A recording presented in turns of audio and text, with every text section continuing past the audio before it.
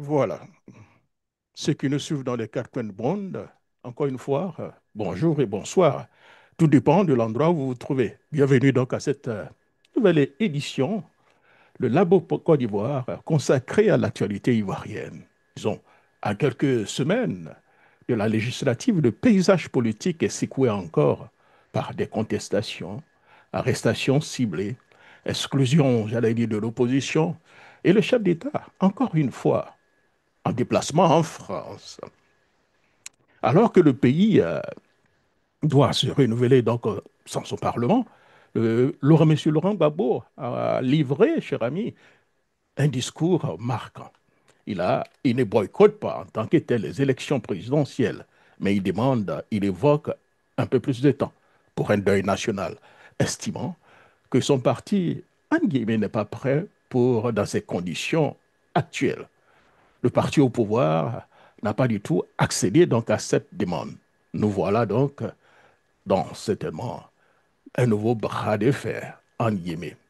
Pour analyser ce contexte explosif et comprendre la stratégie des acteurs et mesurer donc les risques donc, d'un braquage constitutionnel, nous recevons encore en exclusivité, après donc 2 semaines, le docteur Boga Sako-Gervais, président de la FIDOP, enseignant-chercheur, et on peut dire en exil, on ne peut pas le dire, il est en exil depuis pratiquement 4 mois. Docteur Boga Sako-Gervais, bonjour, comment allez-vous? Bonjour, cher ami et frère Jacques Roger. Je vais très bien par la grâce du divin.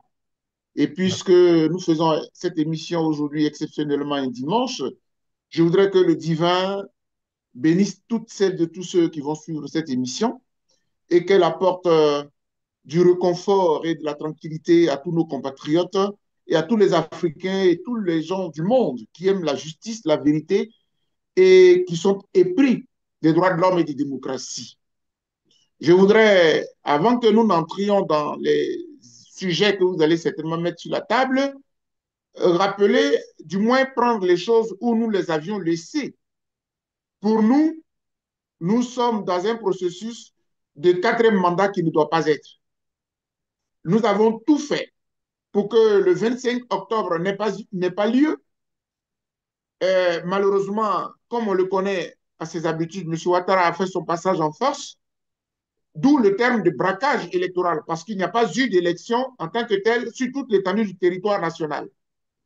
Ils ont brandi au monde un taux de participation ridicule de 50,10%, là où le monde entier sait très bien que dans plusieurs localités du pays, l'élection ne s'est pas déroulée comme il se devrait.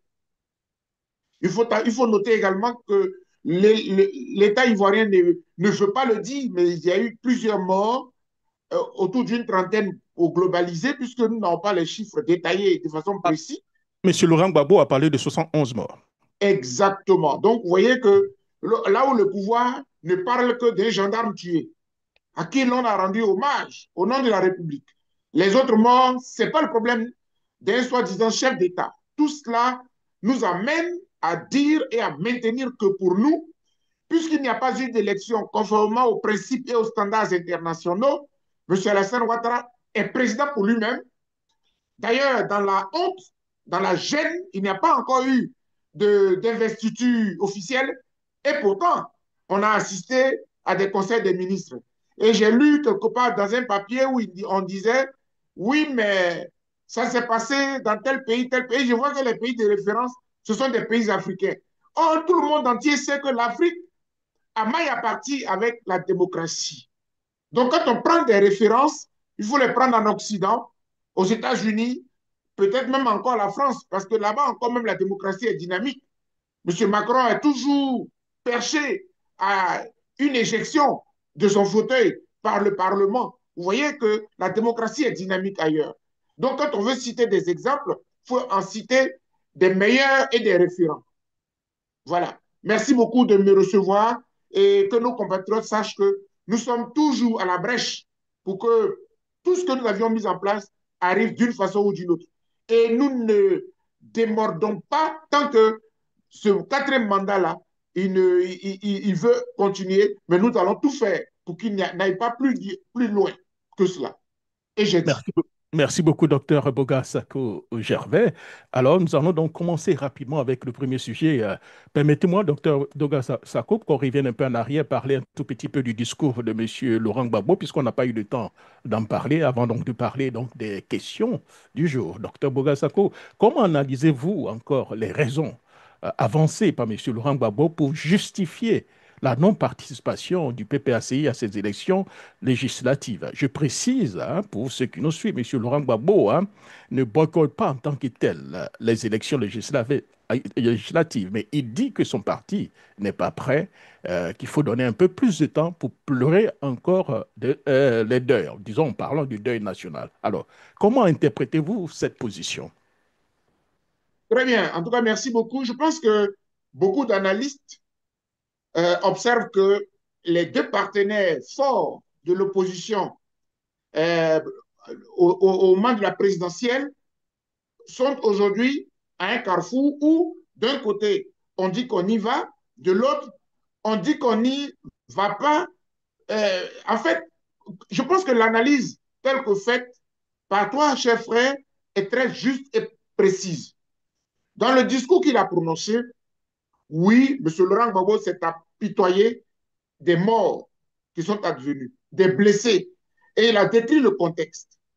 Et d'ailleurs, euh, observant les choses, ensemble, toi et moi, nous avions déjà analysé cette question et j'avais déjà donné ma position, qui est qu'un parti politique, on ne peut pas lui interdire sa marche parce que c'est une organisation privée. Il y a des membres à l'intérieur qui décident. Sauf que dans le contexte actuel, les partis d'opposition étant victimes de la dictature, du verrouillage, du braquage électoral de M. Ouattara, ils ont bénéficié du soutien de la société civile et ils bénéficient encore d'ailleurs du soutien de la société civile et des populations ivoiriennes. Et donc, l'étape des législatives étant très importante et cruciale même en matière de démocratie pour la vitalité de chaque parti politique, il revient aux partis politiques de savoir négocier la participation avec les populations. C'est tout ce que nous disons. Il faut savoir négocier. Et en la matière, vous comprendrez, ou du moins tu comprendras, cher ami et frère, que Laurent Gbagbo a su, comment dire, négocier. Parce que dans le fond, il ne dit pas qu'il n'y va pas. Il dit simplement que les conditions ne sont pas réunies pourvu que le pouvoir accepte d'être démocrate et de décaler un peu. Parce qu'on est sorti de la présidentielle et ça fait trop juste. Et donc, au nom de ce qu'il y a encore les morts et les blessés, il faut trouver les moyens de décaler. En le disant, M. Laurent Gbagbo savait très bien que le pouvoir n'accepterait jamais, parce qu'il n'a jamais accédé aux demandes de l'opposition. Et donc, la conclusion étant que, puisque le pouvoir n'a pas décalé, donc le PPACI ne participe pas aux législatives. Mais alors, il faut se poser une question. Est-ce que les membres du PPACI qui tiennent à y aller sont-ils en porte-à-faux avec le discours du président Laurent Gbagbo? Toute lecture faite en analysant le discours du président Laurent Gbagbo, mais ça veut dire que ces membres-là ne sont pas en porte-à-faux, puisque le président a dit que le temps n'est pas suffisant pour qu'on puisse y aller. Il y a des morts, on est encore dans le feu de l'action de la présidentielle boycottée. Et donc, à moins qu'on décale, mais cela veut dire quelque part que le membre du PPACI qui pense qu'il est prêt, qui pense que ses électeurs sont prêts, qui pense que l'électorat est prêt, peut-être qu'il pourrait y aller. En ce moment-là, on ne pourrait pas le crucifier comme étant quelqu'un qui n'a pas obéi à la décision du président Laurent Gbagbo. Or, si le président Laurent Gbagbo avait dit le PPRCI n'ira pas à ces élections parce que nous ne sommes pas d'accord, là c'est autre chose. Mais le président Gbagbo a dit, d'abord, il n'est pas d'accord avec la politique, la chaise vide. Donc, c'est quelqu'un qui a dit, on devrait pouvoir y aller, un parti politique est fait pour cela, mais les conditions ne sont pas réunies pour que nous y allions. C'est trop brusque. On a encore les morts sous les bras, les blessés sous les bras. Voilà. Je pense que le décryptage qu'on peut faire, voilà. Cela dit, Moi, j'ai été tout à fait clair. J'ai dit que respectons la douleur du peuple en trouvant les mots pour parler au peuple. Mais le fait d'y aller, c'est de droit pour tout parti politique. Sauf que ne pas faire de break, un petit bilan, une petite transition, trouver les mots pour parler aux populations, ce n'est pas bon de mon point de vue et ce n'est pas juste. Le RDR dit qu'en 2000, ils étaient face à cette même situation. Ils avaient demandé un report des élections et le FPI avait donc refusé. Donc aujourd'hui, pour M. Laurent Gbagbo, participer donc dans ces conditions reviendrait donc à donner une illusion de normalité à un processus qu'il juge biaisé.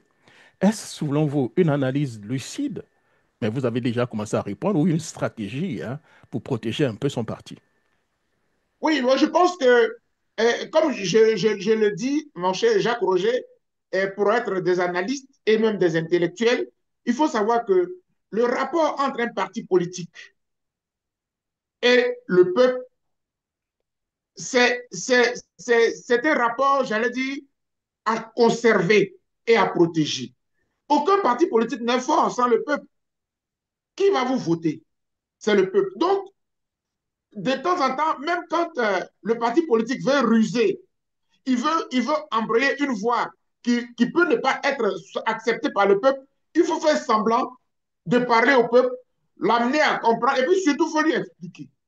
Si vous n'expliquez pas et que vous y allez brusquement, vous risquez de vous buter à la volonté populaire. Et M. Laurent Gbagbo est un politicien futé, est un politicien fin. Il y a longtemps il fait de la politique. Donc, il sait amadouer. Il sait amadouer le peuple. Souvenez-vous, quand il était revenu à l'époque, je me rappelle encore comme si c'était hier, quand il est revenu de Marcoussis et que à Kléber, il avait été pratiquement humilié par les De Villepin et il était contraint à se taper un premier ministre en lieu et place de M. Afin Guessan. Donc, M. Laurent Gbagbo est rentré pratiquement tout diminué, tout gêné, pour ne pas dire humilié. Et donc, comment faire passer la pilule à son peuple? Et je me rappelle très bien, parce qu'on avait eu l'occasion de le rencontrer. J'étais avec Honoré Guillet, avec le bishop Benjamin Boni, et tout dans son bureau. Et il avait dit, voici l'endroit où je me suis mis à genoux pour prier. Et puis, j'ai trouvé la formule, même si le médicament n'est pas bon, il est amer, je vous prie d'accepter qu'on puisse l'essayer. Vous voyez, c'est-à-dire que c'est un langage que le politicien utilise quand il sait que la pilule pourrait ne pas passer. Voilà, c'est tout. C'est tout. Et ça, c'est de l'ordre de la politique. Ce qui est tout à fait différent avec le discours d'un acteur de la société civile, qui est un discours radical, qui est un discours jusqu'au boutiste, qui est un discours exclusionniste. Pour nous, on ne discute pas avec un dictateur. Pour moi, pour nous, on ne va pas dans un parlement avec un dictateur. C'est une façon, et les gens coupent court en disant, c'est une façon de l'accompagner. Mais ce n'est pas tout à fait vrai. Tant que le politicien rassure le peuple, ce n'est pas tout à fait vrai qu'en allant à des législatives, on va pour accompagner le dictateur. Alors, docteur Bougassako, en 2000, le RDR de M. Ouattara a reconnu que participer aux élections ne pas participer aux élections législatives était une erreur. En 2020, M. Laurent Gbagbo a dit la même chose. Alors, la question que je vous pose maintenant, quel impact cette non-participation assumée, mais non boycottée, peut-elle donc avoir sur les militants du PPACI et sur l'équilibre politique de façon générale? Ce qu'il faut aussi comprendre, puisque nous sommes là pour analyser, les gens comprendront que nous analysons. Alors, je verse un autre élément de l'analyse. Et si la non-participation équivalait à tout mettre en œuvre pour que le quatrième mandat n'aboutisse pas? Je vais reprendre. C'est-à-dire que nous avons commencé un combat contre le quatrième mandat. Est-ce que la non-participation affichée du PPACI ne serait pas une façon de dire que la lutte va continuer jusqu'au bout? Parce que c'est cela aussi. Parce que quand vous ne participez pas, cela veut dire que si le mandat devrait être effectif, cela veut dire que pendant 5 ans, vous n'entendrez pas le PPACI depuis le Parlement. Vous ne verrez pas le PPACI dans les grands débats politiques. C'est ce que cela voudrait dire. Eh bien, moi, je garde pour moi l'infime espoir, fut-il infime, que ce quatrième mandat-là, d'une façon ou d'une autre, nous ne serons pas seuls, nous, la société civile, à le combattre jusqu'au bout et que certainement, on pourrait peut-être compter encore sur le PPACI et sur le trop c'est trop, le mouvement trop c'est trop, etc. Même y compris sur le PDCI RDA.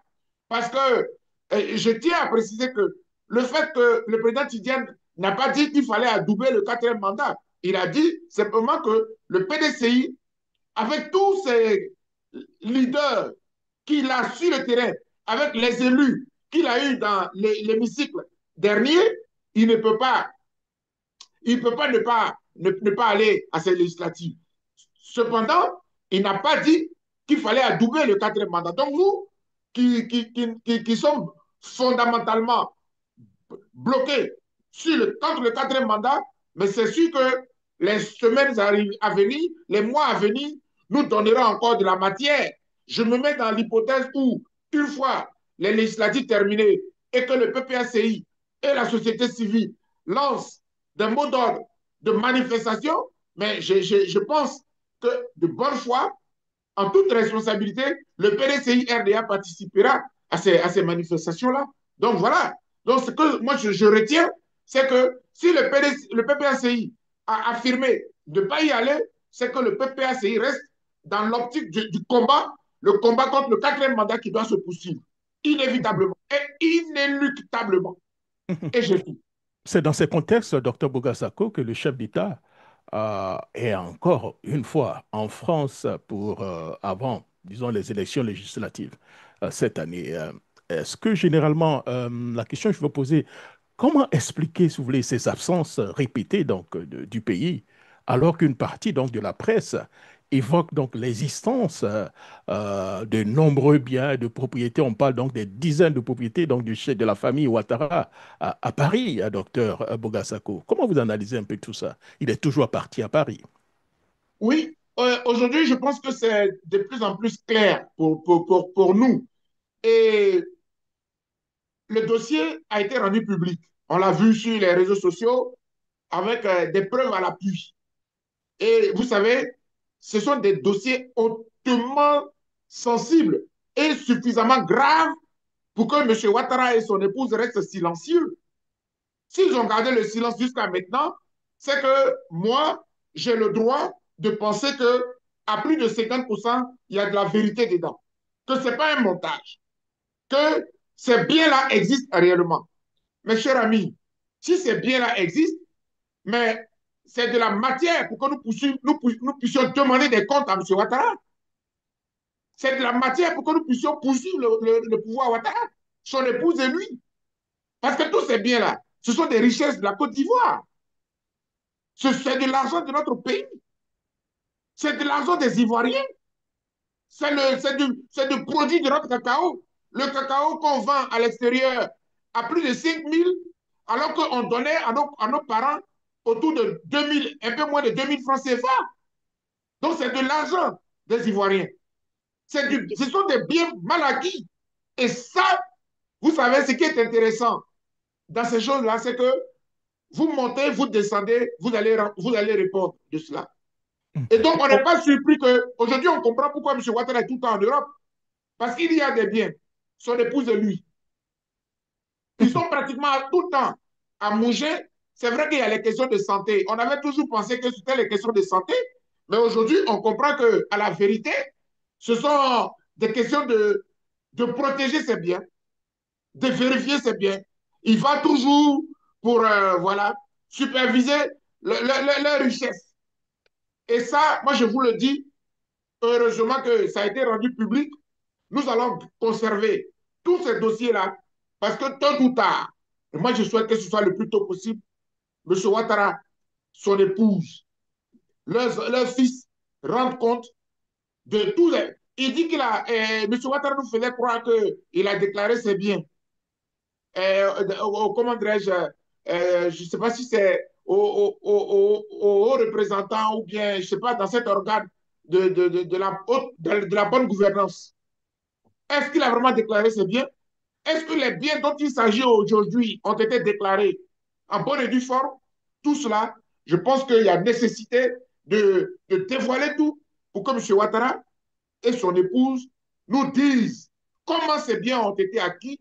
Et puis, l'État de Côte d'Ivoire, après eux, nécessairement, devra mettre la main sur tous ces biens-là pour demander clarification.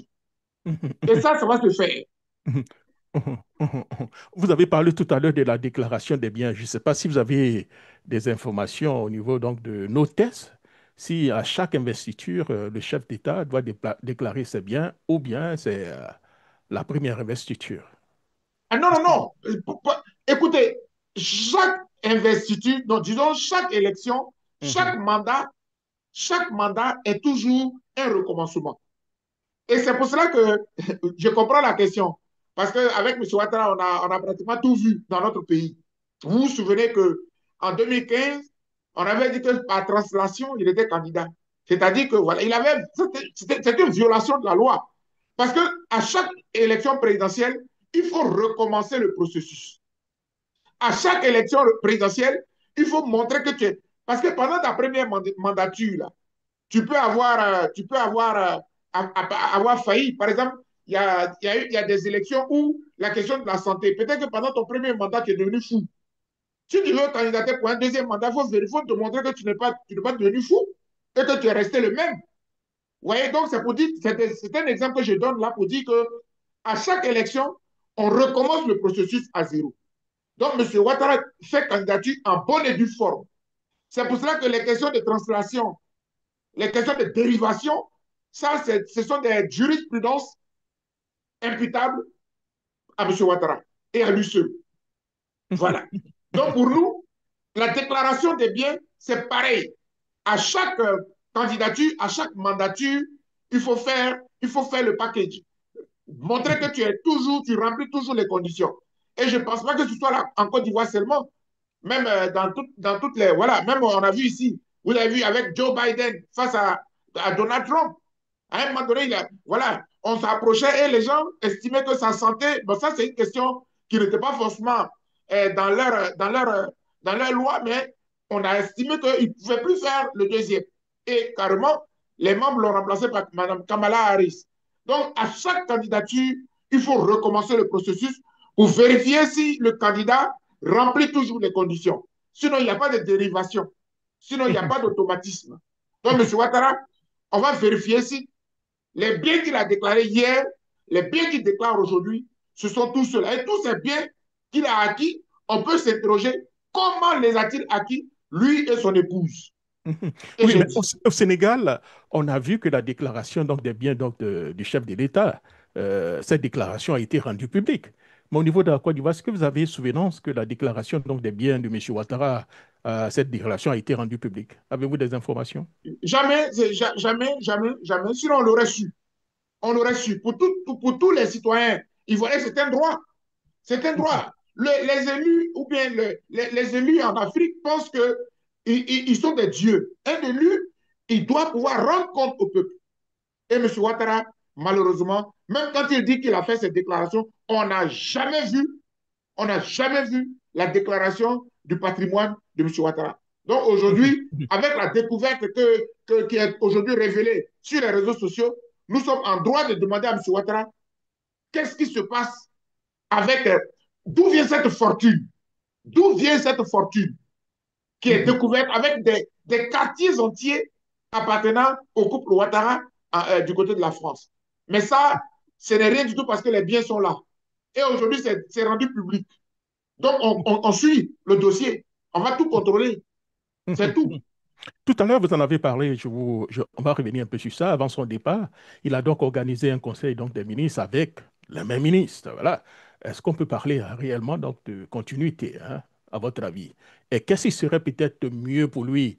C'est donc d'attendre la fin des élections législatives pour réellement fait un réaménagement au niveau donc de son, voilà, de son gouvernement, ou bien il doit le faire maintenant. Je n'ai rien à attendre de lui parce que pour moi, il n'est pas un élu. Je n'ai rien à attendre du tout de lui.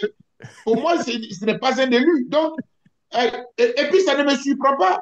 Avec M. Watt, c'est comme si c'était un non-événement parce que si lui, lui-même, il n'est pas fier de sa réélection, si bien qu'il continue avec le même conseil, il allait en conseil des ministres comme si de rien n'était, comme s'il n'y avait pas eu de 25 octobre. Parce que normalement, si c'était un vrai événement, le 25 octobre aurait dû bloquer tout. Il aurait dû faire d'abord mettre son investiture le plus tôt et puis nommer un nouveau gouvernement. Mais c'est un non-lieu. Pour nous, il n'y a pas eu d'élection et il nous donne raison, M. Ouattara lui-même, qu'il n'y a pas eu d'élection, il n'y a rien eu. Et puis, M. Ouattara, si tu veux, on va utiliser le langage cru, il s'en fout des Ivoiriens. Bon, il nous a déjà traité de chiens. Voilà. Il nous a déjà traité de chiens, donc je ne sais pas moi. Il fait ce qu'il veut. Eh bien, il fait ce qu'il veut. Nous aussi, on considère qu'il n'y a pas eu d'élection. On considère qu'il n'a jamais été président de la République et qu'il n'en est pas un. Voilà. Dans ces conditions, docteur Boga, a-t-on donc affaire à un pouvoir totalement, j'allais dire, décomplexé, sur, dont aucune institution ne peut réellement donc le contraindre à faire quoi que ce soit. La preuve, M. Ouattara a demandé donc à son procureur donc, de poursuivre donc, des auteurs des appels à manifestation, certainement tout le monde, peut-être vous et moi, et le porte-parole du gouvernement donc d'ajouter hein, y compris même des mineurs, on parle des mineurs de 11 ans. Alors, Non, non ce régime a perdu le Nord. Ce régime ah a ouais. perdu le Nord. C'est-à-dire que je crois que, je vous ai dit qu'il faut connaître la mentalité de ce dictateur-là. Ouattara est quelqu'un qui n'aime pas la contradiction. Il a été fortement humilié. Dans le monde entier, on sait que c'est quelqu'un qui brigue un quatrième mandat. Dans le monde entier, on sait que c'est un braqueur d'élection. Dans le monde entier, on sait que c'est un putschiste constitutionnel.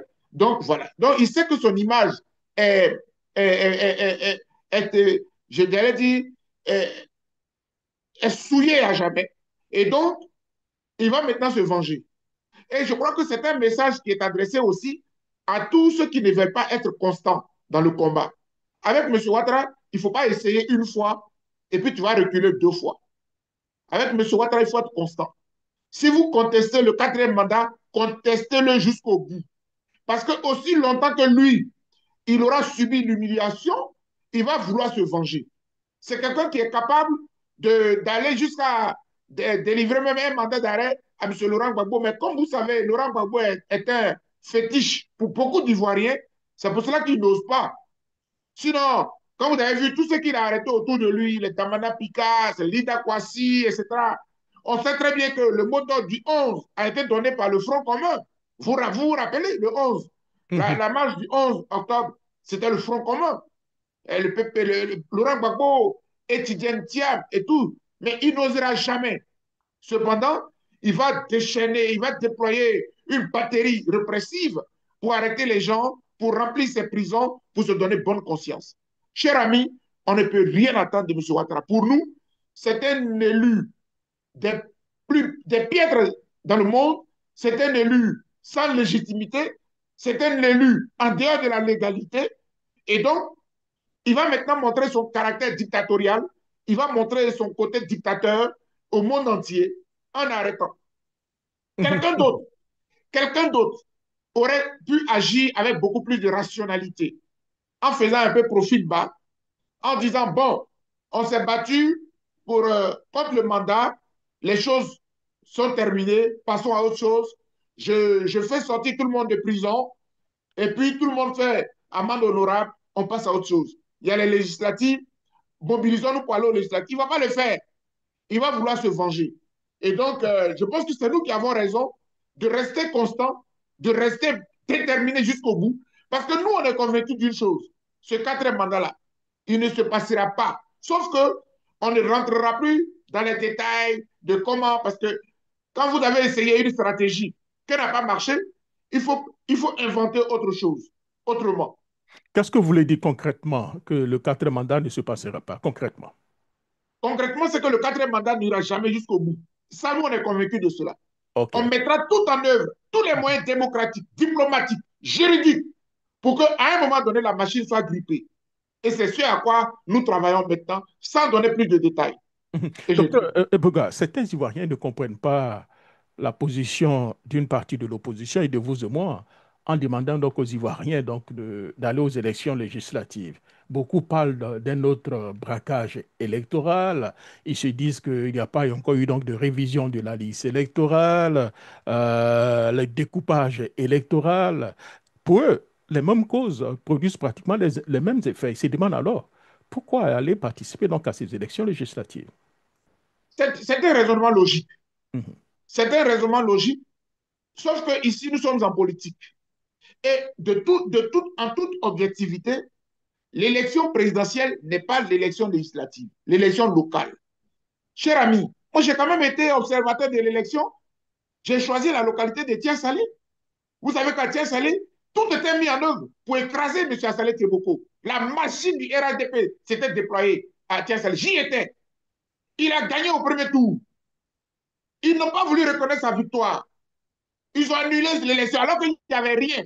On a inventé des choses en disant qu'il n'y avait pas de stickers sur certains bulletins de vote. Rien que pour annuler l'élection. Mais ils ont annulé, mais il a gagné à nouveau. Parce que dans une localité, les personnes se connaissent. Si vous allez à Bangourou, si vous allez dans les villages d'Abangourou, les gens se connaissent. Et l'élection, le même soir là, l'élu de Tia Salé, il peut savoir si c'est lui qui a gagné ou bien c'est pas lui qui a gagné. Parce qu'il contrôle les bureaux de vote, il a son représentant dans chaque bureau de vote, la liste est connue dans la localité, c'est beaucoup plus facile. Or, l'élection présidentielle, c'est autre chose.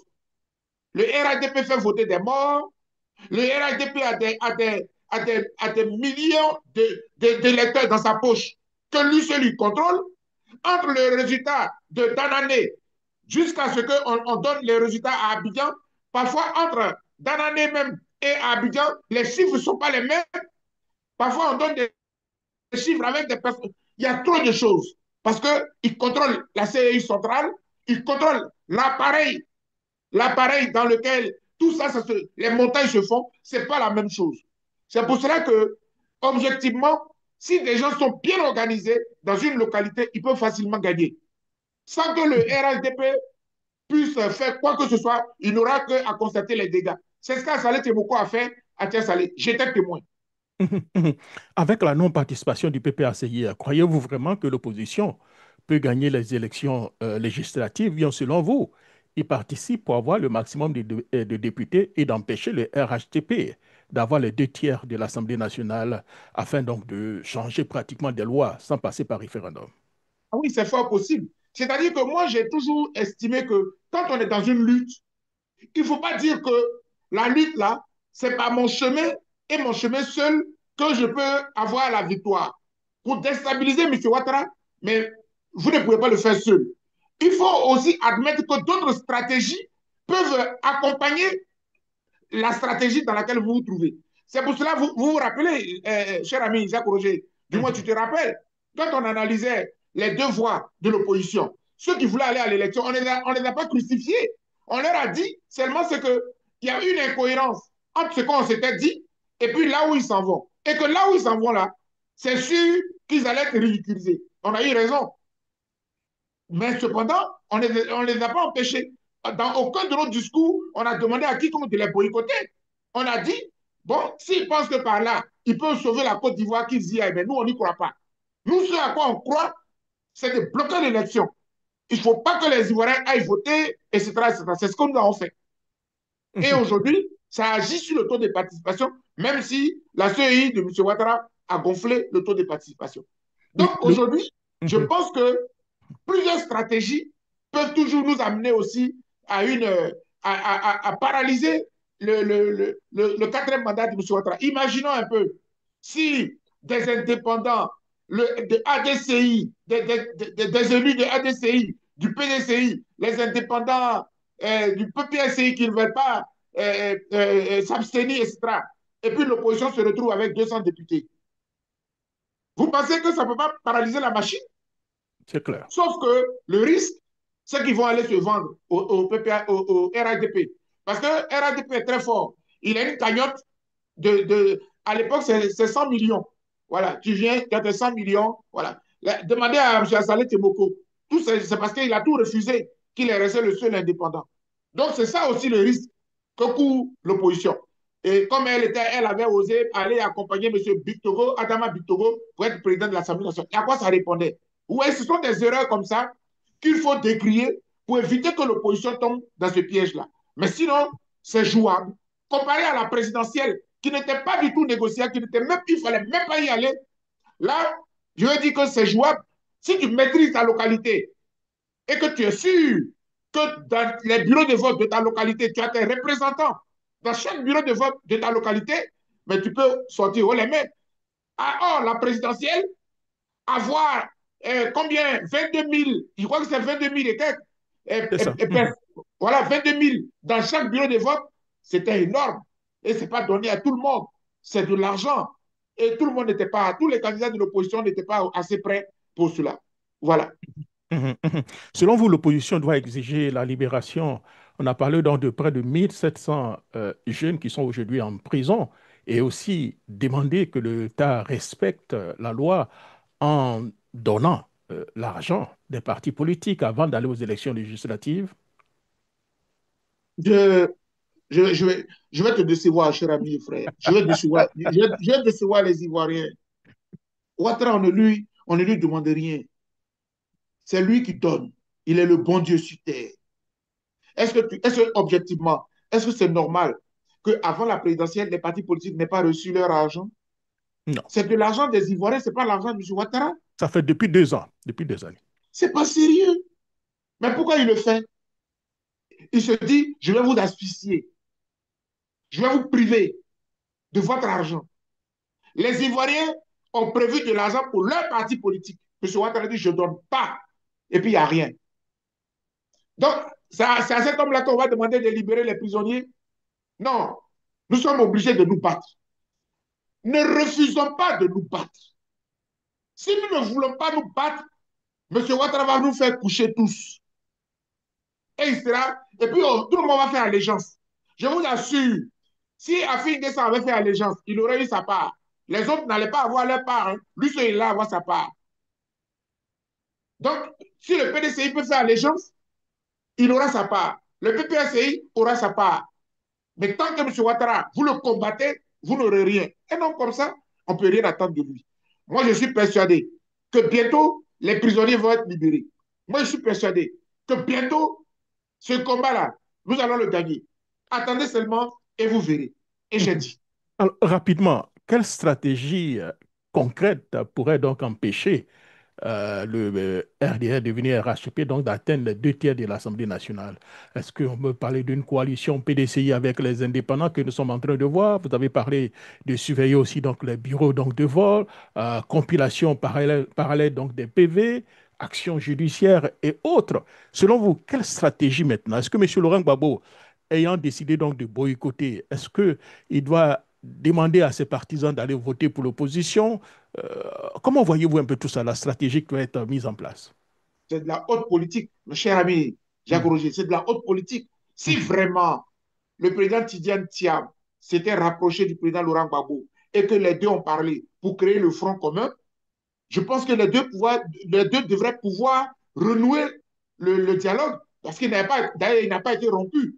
C'est pas parce que le PDCI a dit qu'il va participer et que le PPACI a dit qu'il veut bien participer à condition que M. Ouattara décale. Que les deux, il y a un hiatus. Moi, je pense que les deux devraient pouvoir parler. Ils devraient pouvoir se parler. Pour pouvoir, un partenaire, on aide un partenaire, hein. Ça peut être stratégique que le PPAC dise qu'il ne participe pas. Ça veut dire qu'il veut toujours rester continuer la bataille. Le PDCI aussi, en y allant, il va présenter au PPACI ses arguments selon lesquels, depuis le Parlement, on peut toujours paralyser le quatrième mandat. Donc, donnez-vous les moyens, parlez-vous. Ça, c'est de l'ordre de la politique. Nous, on a notre voix qui est qu'on ne reconnaît pas M. Ouattara. Il n'est pas président de la République et par tous les moyens, ce régime ne doit pas atteindre les 5 ans. Et puis, nous nous donnons les moyens, nous travaillons à cela. Mais nos moyens ne sont pas la prise des armes, malheureusement, pour M. Ouattara. mhm. Merci beaucoup, docteur Bogasako Gervais. C'est moi. Avant de vous laisser partir, est-ce que vous avez un mot de l'espoir pour vos compatriotes qui vous écoutent? Alors, je vais dire à tous les Ivoiriens, ce combat-là, si nous sommes rentrés dans ce combat, c'est par conviction et par foi.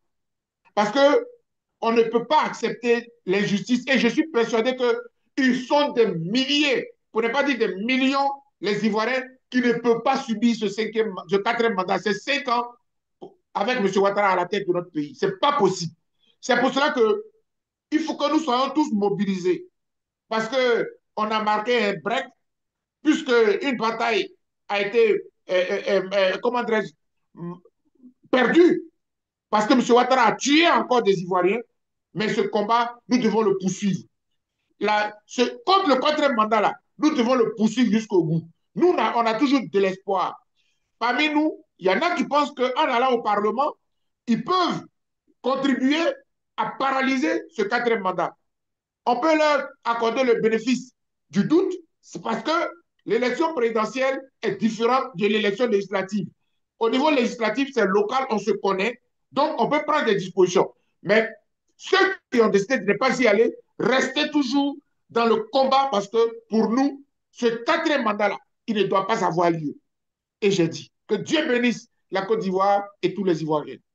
Merci beaucoup, docteur Bogasako Gervais, pour C'est ces moi. éclairages essentiels. Et ce soir, nous retenons donc une qualification, disons, qualification importante. Laurent Gbagbo ne boycotte pas. Il demande un temps. Il parle du deuil national. Il estime que son parti n'est pas prêt. Il ne refuse pas donc de cautionner donc un processus, j'allais dire qu'il juge, il refuse, j'allais dire, de cautionner un processus qui juge donc biaisé. Donc voilà, cher ami, hein, portez-vous bien et puis nous allons donc tenter donc d'avoir le docteur Bogasako Gervais, pourquoi pas la semaine prochaine pour un autre sujet. Au Dieu revoir. fera. Merci. Au revoir.